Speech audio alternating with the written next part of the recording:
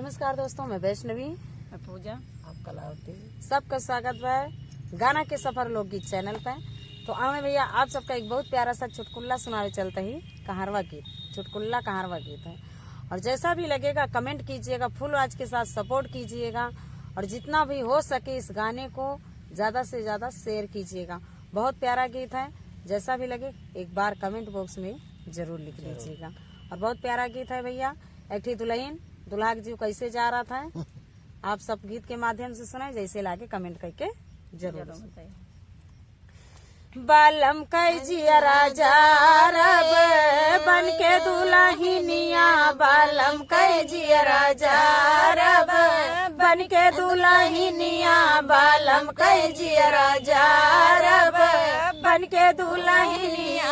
अरे सासी ससुर जी के तनी कौना मानब, सासे ससुर जी के तनी कौना मानब, अपनी ननद जी के तनी कौना जानब, अपनी ननद जी के तनी कौना जानब।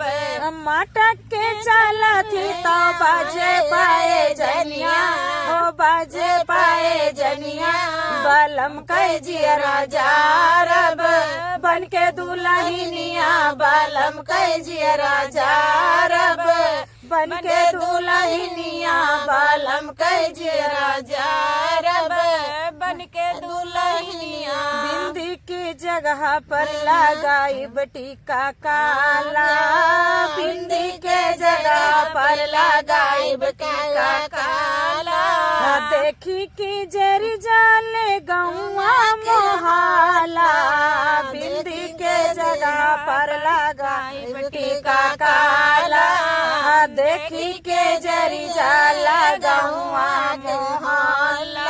अपना बालम से मंगाई कर धनिया, मंगाई कर धनिया, बालम कैजिया राजा रब बन के दुल्हनिया, बालम कैजिया राजा रब बन के दुल्हनिया, बालम कैजिया राजा रब बन के दुल्हनिया।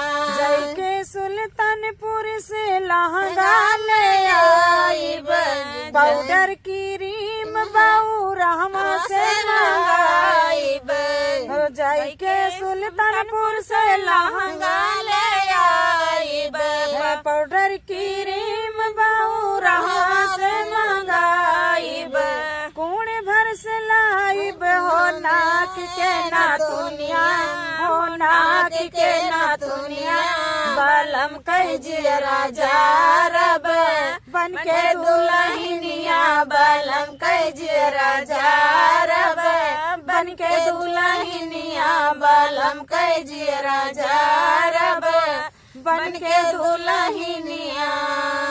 तो एक ठोरी दुल्हनी के इतना बड़ा फरमाइश बा, इतना बड़ी ख्वाहिश बा।